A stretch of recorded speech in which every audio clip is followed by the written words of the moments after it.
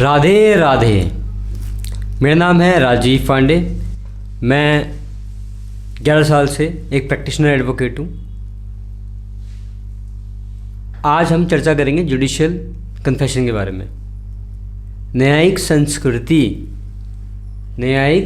संस्वीकृति के बारे में बात करेंगे हम कि न्यायिक संस्कृति क्या होती है, इसके अलग अलग पहलू, रेलिवेंसी, एडमिसिबिलिटी। आइए आज हम बात करते हैं जुडिशियल कन्फेशन के बारे में कि जुडिशियल कन्फेशन आखिर है क्या।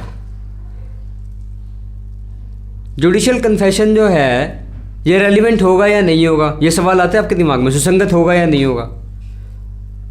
धारा 26 भारतीय साक्ष्य अधिनियम सेक्शन 26 इंडियन एविडेंस एक्ट कहता है कि अगर इमीडिएट प्रेजेंस ऑफ मजिस्ट्रेट एक एक्यूज जिसको देता है कन्फेशन को, तो वो सुसंगत होगा, रेलिवेंट होगा।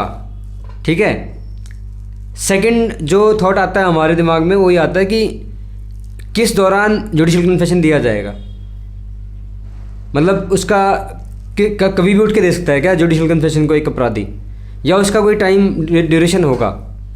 तो वैसे तो 164 में बिफोर इंक्वायरी कहा गया, लेकिन इसे और क्लियर करने के लिए मैं आपको बता दूं, सेक्शन 57 CRPC पुलिस को पावर देती है एक आदमी को अरेस्ट करने के लिए। जब अरेस्ट करती है तो 24 घंटे का टाइम होता है पुलिस के पास कि वो उसको कंसर्न मजिस्ट्रेट के आगे पेश कर दे, कंसर्न जज के आगे पेश कर दे। इस दौरान उसके साथ काफ़ी कहा सुनी होती है, काफ़ी टॉर्चर होता है, काफ़ी पूछताछ होती है, तो उसका मानसिक लेवल ठीक नहीं होता। तो ऐसे में वो कई बार पुलिस के बहकावे में आकर भी कन्फेशन कर जाता है। तो ये भी बचने वाली चीज़ है। लेकिन मुद्दे की बात यह है कि धारा 57 में ये 24 घंटे, और इसके बाद जब मजिस्ट्रेट के आगे उसे पेश कर दिया जाता है तो सेक्शन 167 में जो सेक्शन 167 CRPC धारा 168 CRPC जो है 167 CRPC जो है वो जो न्यायिक उसका कस्टडी का टाइम है, न्यायिक हिरासत का टाइम है 14 दिन का, 7 साल से कम के केसेस में 2 महीने का और 7 साल से ज़्यादा केसेस में 3 महीने का जो टाइम है चार्जशीट फाइल करने का। इस दौरान एक्यूज जब तक चार्जशीट फाइल नहीं होती बिफोर इंक्वायरी वो कन्फेशन कर सकता है जज साहब के आगे। ठीक है। अब तो बात आ गई थी कि चलो ठीक है, हमें ये पता लग गया कि कन्फेशन कब कब कर सकता है। अब सवाल आता है कि भाई कन्फेशन करेगा तो मजिस्ट्रेट साहब प्रक्रिया क्या अपनाएंगे। तो मजिस्ट्रेट साहब 164 CRPC 164 CRPC की प्रक्रिया अपनाएंगे और सेक्शन 281 CRPC के हिसाब से उसको रिकॉर्ड करेंगे। ठीक है। तो section 164 CRPC read with section 281 CRPC के हिसाब से जो एक्यूज का कन्फेशन है वो बनेगा विदाउट ओथ। ठीक है। अब अगला सवाल ये आता है कि क्या स्टेटमेंट और कन्फेशन एक ही होते हैं? नहीं, स्टेटमेंट और कन्फेशन अलग अलग होते हैं। और स्टेटमेंट जो है वो ऑन ओथ होता है, विटनेस का होता है, वहीं पे कन्फेशन जो होता है वो एक्यूज का होता है, विदाउट ओथ होता है। अगर किसी एक्यूज का गलती से कोई मजिस्ट्रेट ऑन ओथ स्टेटमेंट ले लेता है इस भूल में कि वो उसका कन्फेशन ले रहा है, तो वो एज अ स्टेटमेंट ही ट्रीट किया जाएगा और उसे कन्फेशन कभी नहीं माना जाएगा और उसको दरकिनार कर दिया जाएगा। और ऐसे में उस कन्फेशन की कोई वैधता नहीं होगी, कोई लीगल वैधता नहीं होगी, क्योंकि सेक्शन 164 के थ्रू वो स्ट्राइक आउट हो जाएगा। सेक्शन 164 कहती है कि एज़ पर लॉ बनाएंगे आप उसको, मजिस्ट्रेट साहब उसको एज़ पर द प्रोसीजर बनाएंगे उसको। तो अब इसके आगे चलते हैं कि एडमिसिबिलिटी की बात करते हैं कि भाई एडमिसिबल होगा नहीं होगा। सेक्शन 80 इंडियन एविडेंस एक्ट कहता है कि अगर एक कन्फेशन या एक स्टेटमेंट प्रॉपर प्रोसीजर को फॉलो करके बनाया गया है तो वो एविडेंस एडमिसिबल होगा। सेक्शन 294 फर्दर ये भी कहता है कि बिना मजिस्ट्रेट के एग्जामिनेशन के भी एक्यूज चाहे तो उसके मजिस्ट्रेट साहब के 164 स्टेटमेंट को वो एक्सेप्ट कर सकता है। अब हम बात करते हैं रिट्रैक्टेड कन्फेशन की। रिट्रैक्टेड कन्फेशन जो है वो क्या होता है, और अगर एक जो एक्यूज है वो रिट्रैक्टेड कन्फेशन कर देता है, यानी कि एक एक्यूज जब कन्फेशन कर देता है और वो चाहता है कि मैं इससे मुकर जाऊं, जब वो संस्कृति कर देता है और वो कहता है कि मैं इससे किस तरीके से मुकर जाऊँ, मैंने गलत काम कर दिया, ये मेरे को नहीं करनी चाहिए थी, मुझे अपने पश्चाताप, अपनी गलती नहीं माननी चाहिए थी, मैंने गलती मान ली, मैंने किसी के बहकावे में आके अपनी गलती मान ली, और जो मुझे नहीं कहना चाहिए था मैंने वो भी कह डाला। कहने का मतलब ये है कि मुझसे कुछ भूल हो गई।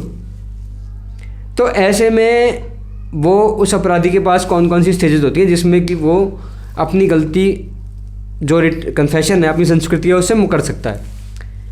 तो 313 जो CRPC है, जिसमें कि विदाउट ओथ जब एक्यूज़ का एग्जामिनेशन होता है, तो ऐसे में सेक्शन 243 में रिटन स्टेटमेंट देने की पावर भी होती है एक्यूज़ के वकील के पास, रीड विथ सेक्शन 246 CRPC।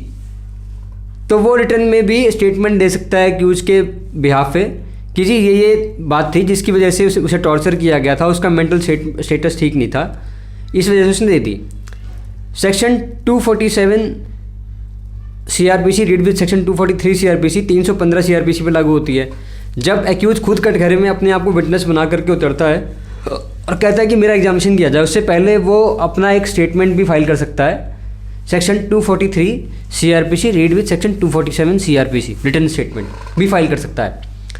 तो इस प्रकार हम देखते हैं कि उसके पास रिट्रैक्शन के लिए काफ़ी सारे अवसर मौजूद होते हैं। वो ये भी कह सकता है कि भाई जिस टाइम मैं जेल में था उस टाइम पे मेरे को मानसिक मनोरोगी बन चुका था, मुझे रात भर नींद नहीं आ रही थी, मैं 5-5 दिन 10-10 दिन सोया नहीं, मेरी नींद की गोलियां चल रही थी वहाँ पर और मेरा मानसिक लेवल ठीक नहीं था।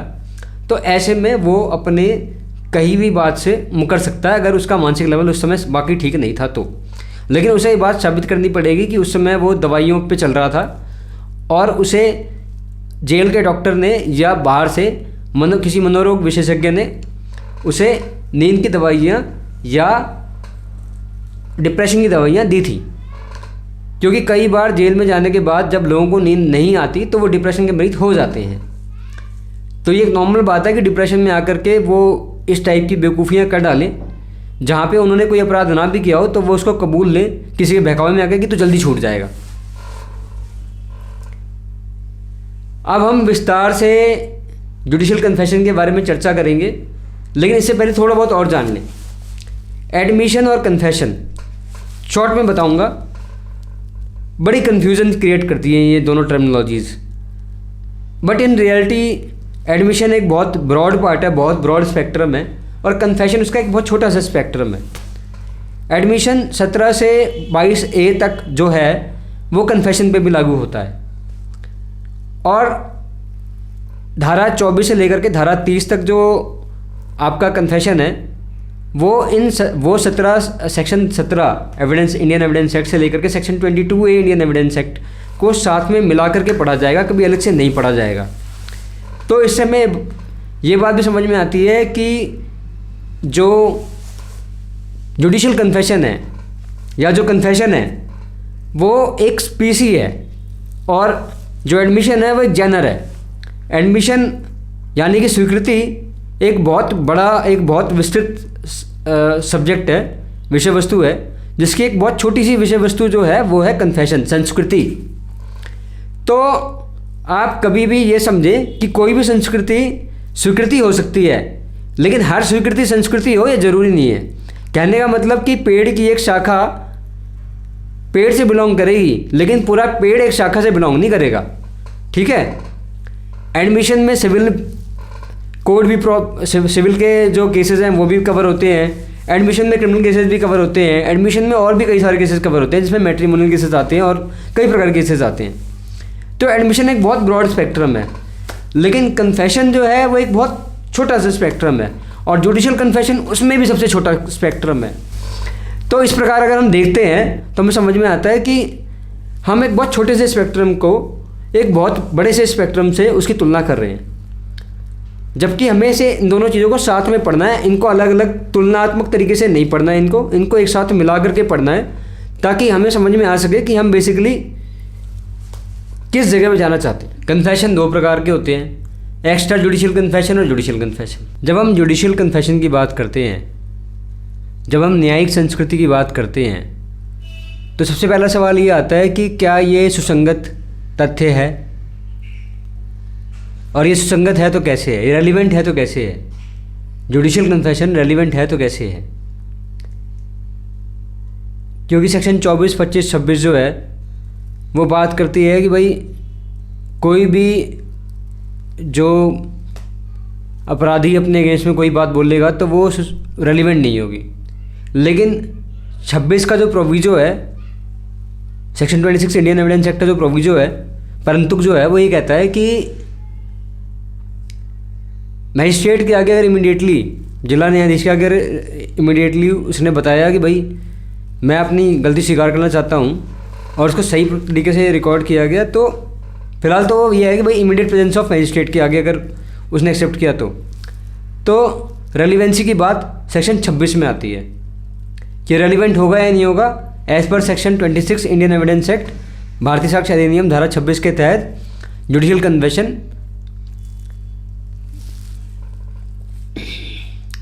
भारतीय साक्ष्य अधिनियम धारा 26 इंडियन एविडेंस एक्ट सेक्शन 26 के तहत जुडिशियल कन्फेशन रेलिवेंट होगा। अब आगे चलते हैं कि जुडिशियल कन्फेशन किस स्टेज पर रिकॉर्ड किया जा सकता है। स्टेज क्या होगी जुडिशियल कन्फेशन को रिकॉर्ड करने की? जुडिशियल कन्फेशन सेक्शन 57 में जब एक अपराधी को पुलिस किसी शक के बिना पे कॉग्निजेबल ऑफेंस या नॉन कॉग्निजेबल ऑफेंस में वारंट के थ्रू या बिना वारंट के कॉग्निजेबल ऑफेंस में जब अरेस्ट करती है तो पुलिस के पास 24 घंटे का टाइम होता है उसको रिमांड में रखने का।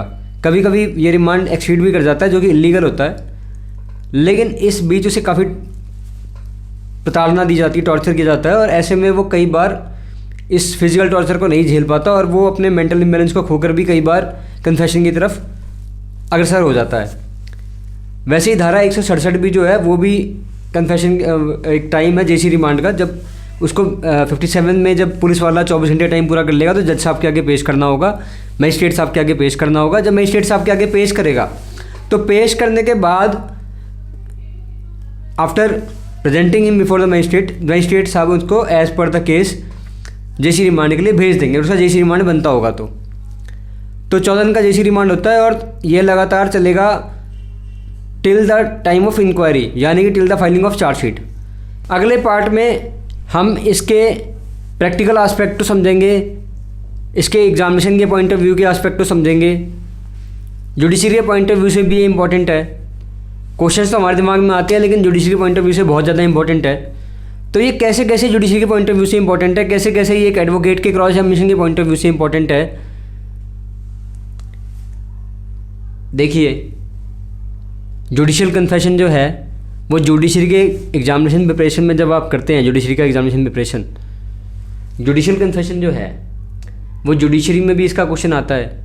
और अगर आप एक एडवोकेट हैं तो क्रॉस एग्जामिनेशन जो है, जब प्रति परीक्षा आप करते हैं तो इसमें भी आपको कन्फेशन के बारे में, संस्कृति के बारे में अच्छा खासा ज्ञान होना चाहिए। और अगर आप खुद ही एक अपराधी हैं तो आपको ज़रूर ज्ञान होना चाहिए, क्योंकि आप संस्कृति करने जा रहे हैं तो आपको पता होना चाहिए कि भाई इसके प्रोज एंड कॉन्स क्या हैं, इसके फ़ायदे और नुकसान क्या हैं। तो हर हाल में इस बारे में इसका ज्ञान रखना आपके लिए बहुत फ़ायदेमंद होगा। तो आइए विस्तार से चर्चा करते हैं और इसको डिफरेंट भागों में बांट करके इसके बारे में समझने की कोशिश करते हैं।